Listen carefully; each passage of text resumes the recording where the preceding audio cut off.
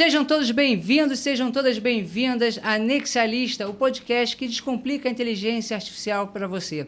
Mas antes da gente entrar nesse universo da IA, deixa eu me apresentar. Meu nome é Rafael Zarvos, formação jurídica por mais de 20 anos advogando, tenho uma veia de empreendedor desde criança. Eu já buscava empreender de alguma maneira. Aos 13, 14 anos, abri uma empresa de prestação de serviço de courrier, palavra bonita, courrier, nada mais é do que serviço de entrega de mercadorias.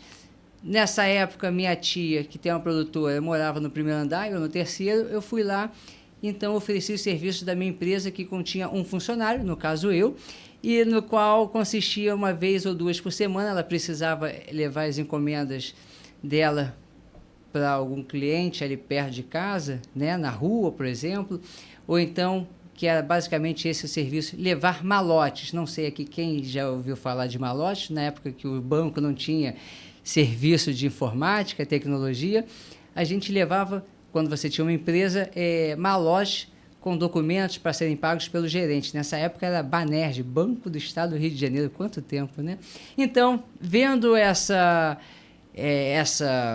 esse tipo de dor de cabeça que as pessoas tinham, eu então montei essa empresa de courrier, aonde tínhamos apenas um funcionário, no caso eu, e ofereci o serviço. Então minha tia adorou, obviamente, por questões de ser tia e incentivar o empreendedorismo. Então eu passei a levar esse malote uma vez por semana. Ela me chamava, tocava o interfone, eu ia lá, levava para o gerente. Então foi minha primeira experiência, mas como todo amor de verão, que acaba depois de um período curto, a empresa não prosseguiu, não foi para frente. Afinal de contas, como todo empresário gosta de dizer, como é difícil empreender no país, não é mesmo? Então a gente usa essa frase para justificar qualquer fracasso nosso. Mas depois eu fui estudar Direito, mais de 20 anos advogando, mas também montei um comércio eletrônico de e-books.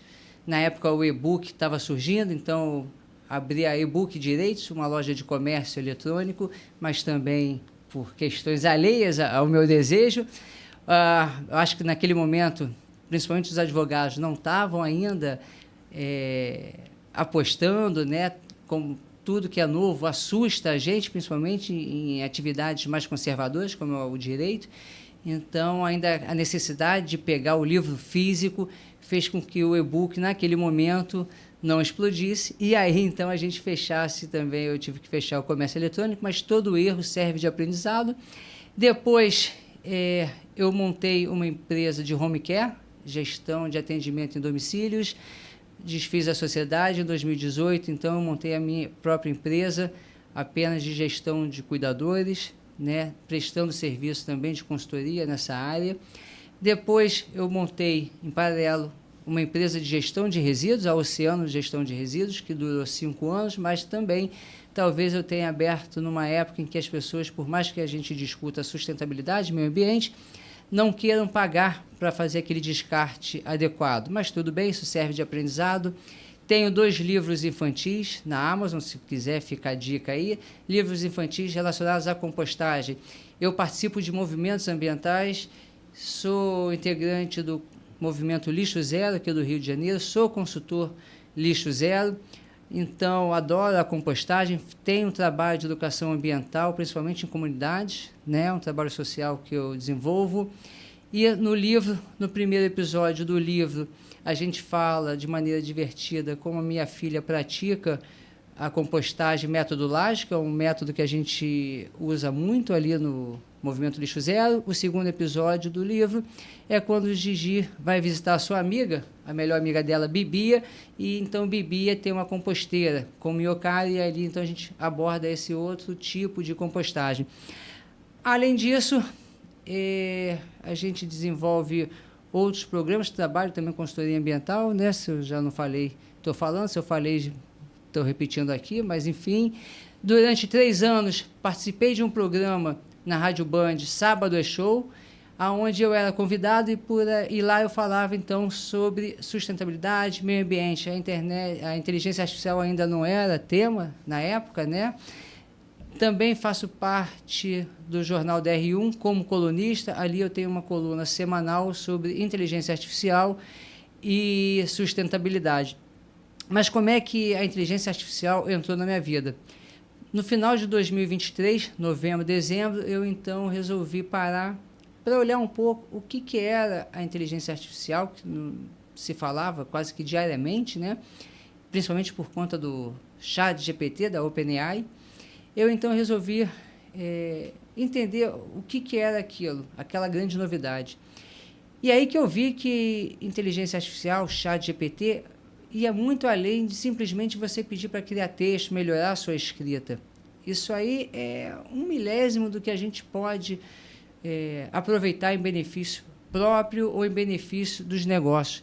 Naquele momento foi paixão à primeira vista e não parou mais. Ali eu já comecei a usar na minha empresa, na agência de cuidadores, comecei a melhorar a relação com os profissionais que prestam serviço, comecei a automatizar, começamos ali então a criar vídeos próprios, afinal de contas você tem hoje em dia através da IA generativa e ferramentas que proporcionam a você que não é um especialista, que nunca trabalhou não é um videomaker, a desenvolver esses tipos de vídeos. Então ali eu comecei a utilizar outras ferramentas que não só a escrita.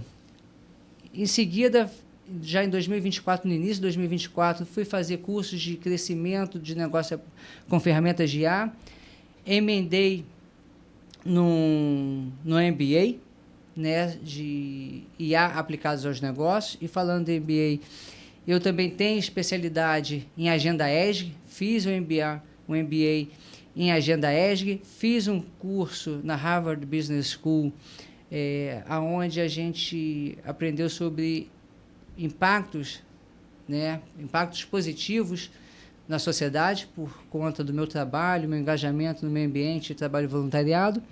E aí, então, junto com esse MBA, com esse curso, fui fazer agora o MBA pela Faculdade de Exame, aplicando IA nos negócios. Fui fazer também um curso no MIT sobre inteligência artificial generativa, um curso livre de 8 semanas, né, focado na inteligência generativa. Fiz um curso de engenharia de prompts para entender melhor a maneira da gente se relacionar com essas ferramentas. Fui fazer um curso também para entender a questão que é maravilha. Hoje em dia, se você não é design, ainda assim você tem como fazer grandes imagens. Então, eu queria entender como eu poderia gerar imagens melhores. Fui fazer esse curso.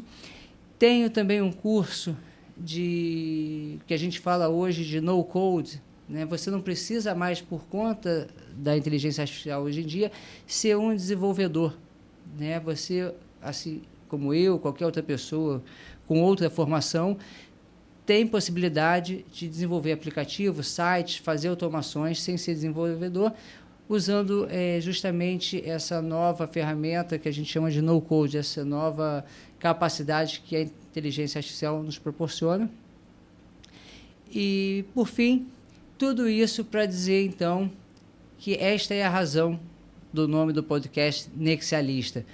Mas, então, para a gente entender um pouco a razão do nome Nexialista, deixa eu chamar aqui aquela que vai dividir essa bancada comigo, de maneira que vocês nunca presenciaram antes em outro podcast, a minha amiga Nex. Tudo bem, Nex?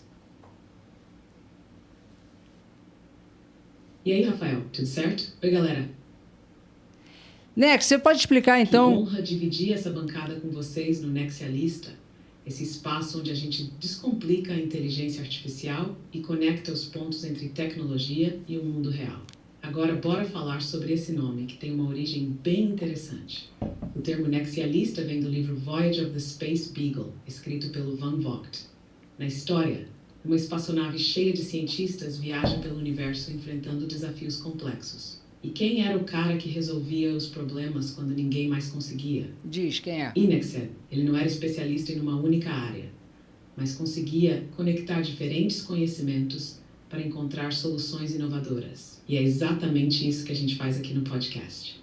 No Nexialista, a gente não fica preso a um único jeito de pensar sobre IA. A ideia é conectar tecnologia, ciência, filosofia e até o dia a dia das pessoas, trazendo um olhar mais amplo e acessível sobre inteligência artificial. Então, Rafael, bora começar essa viagem pelo universo da IA.